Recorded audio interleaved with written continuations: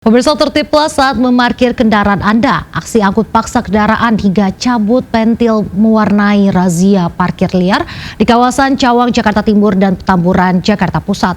Seorang pengemudi ojol bahkan mengamuk saat kendaraannya turut terjaring razia di Sawah Besar, Jakarta Pusat.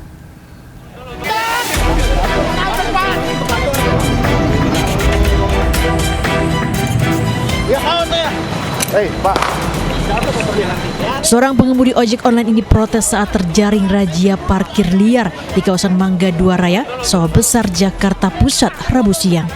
Gabungan petugas yang memblokade kendaraannya bahkan membuat pengemudi ojol ini mengamuk dan nyaris terlibat baku hantam dengan petugas.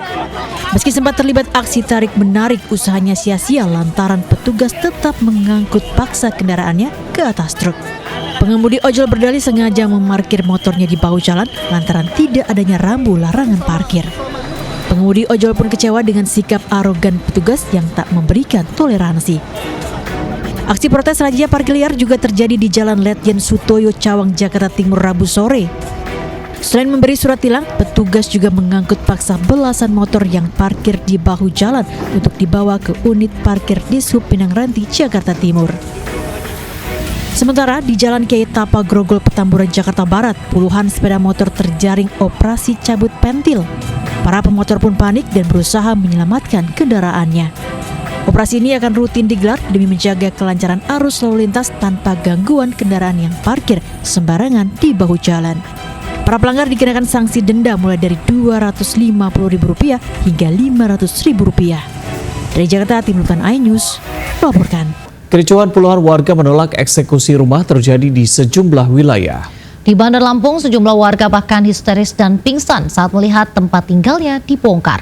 Begitu juga di Sidoarjo, Jawa Timur, sejumlah warga menghalangi jalan eksekusi lahan milik PT KAI.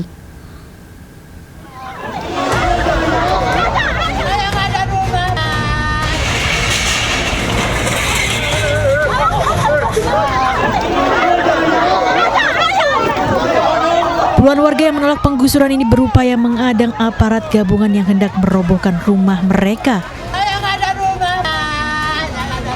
Seorang IRT bahkan histeris memohon petugas untuk tidak melakukan penertiban di Desa Dababalau, Kecamatan Tanjung Bintang, Bandar Lampung. Seorang wanita juga jatuh pingsan saat melihat tempat tinggalnya mulai diratakan menggunakan alat berat. Pemprov Lampung mengklaim telah melakukan sosialisasi sejak 2012 lalu saat jumlah bangunan lahan tersebut masih sedikit. Namun seiring waktu, permukiman semakin padat tanpa dokumen kepemilikan yang sah. Sementara warga menilai ada kejanggalan dalam dokumen yang digunakan pemerintah sebagai dasar penggusuran. Pasalnya sejak tahun 1985, tanah tersebut digarap oleh karyawan perusahaan sebelum tiba-tiba muncul klaim dari Pemprov pada tahun 1997 silam. Kita juga beli sih. Oh, beli, Pak? Beli. Oh, beli ada suratnya seperti itu atau? Ya ada suratnya. Oh, suratnya ada. Ya, Pak. Dan kita bikin rumah ini kan pakai duit gitu loh ya. Benar. Bukannya isinya kita gratis gitu. Kericuhan juga terjadi saat proses eksekusi lahan milik PT KAI di Sidoarjo, Jawa Timur. Meski pihak PT KAI sebelumnya telah melakukan sosialisasi, sebagian warga tak terima tempat tinggalnya dieksekusi. Dari 14 warga, 8 orang menerima kompensasi dari PT KAI, sementara 6 lainnya yang memilih tetap tinggal justru berakhir dengan eksekusi lahan. Tim Kontributor iNews melaporkan. Pemirsa, isak tangis mewarnai penggusuran puluhan rumah di kawasan Pulau Gebang, Jakarta Timur, Rabu siang. Warga yang telah tinggal hingga 25 tahun protes karena tak mendapatkan ganti rugi dan hanya direlokasi ke rumah susun Cakung.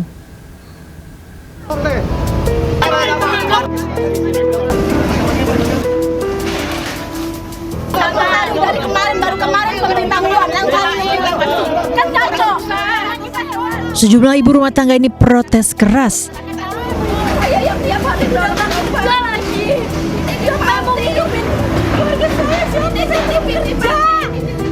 Sejumlah warga lainnya bahkan histeris saat petugas jurusita Pengadilan Negeri melakukan pembongkaran dan penghancuran bangunan lahan milik Perumnas seluas 38.000 meter persegi di Cakung, Jakarta Timur, Rabu siang.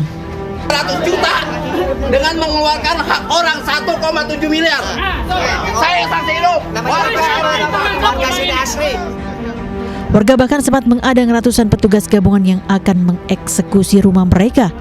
Diketahui warga membeli lahan tersebut dari seorang mafia tanah dengan harga mulai puluhan juta rupiah hingga ratusan juta rupiah. Seorang warga mengaku bahkan telah tinggal di lahan tersebut selama 25 tahun. Udah 25 tahun lebih tinggal di sini. Bapak saya dari sebelum ini ada orang di sini. Harapannya apa Mbak pada pemerintah? Saya pengen keadilan doang sih, Bang. Bapak saya sakit. Nggak ada kerjaan lagi, tinggal di mana? Rencananya pasca penertiban, lahan ini akan dibuat untuk perumahan rakyat sesuai program pemerintah membangun 3 juta rumah untuk masyarakat berpenghasilan rendah. Di Jakarta, Rio Manik, iNews melaporkan. Ratusan siswa SMK Negeri 10 Medan kembali berunjuk rasa karena gagal mengikuti seleksi nasional berdasarkan prestasi.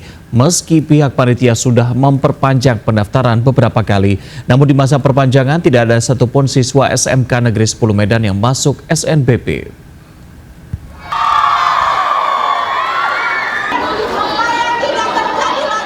Sejak Rabu pagi, ratusan siswa SMK Negeri 10 Medan beserta orang tua berunjuk rasa dan memblokade Jalan Cikditiro di depan sekolah.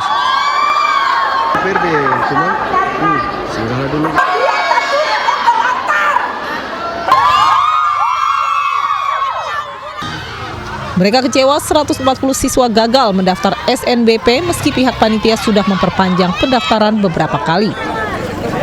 Terkait demo, para siswa mengaku sempat diintimidasi melalui pesan berantai akan dipanggil oleh guru bimbingan konseling atau BK.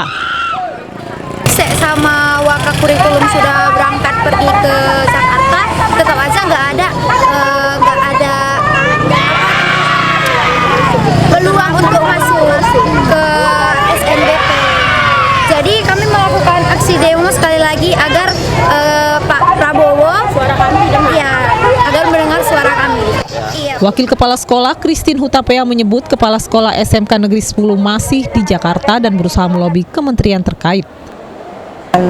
Upaya kami sesuai dengan keinginan dan harapan para orang tua itu, pihak sekolah mengajukan ke Jakarta untuk dibukanya kembali ataupun memberikan peluang untuk kami bisa mendaftarkan anak-anak ini. Beberapa kali perpanjangan finalisasi SNBP, namun tak satupun siswa SMK Negeri 10 Medan yang masuk.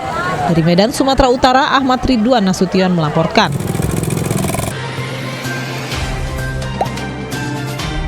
Dengarkan berita bersuara. Klik fitur text to speech di iNews.id.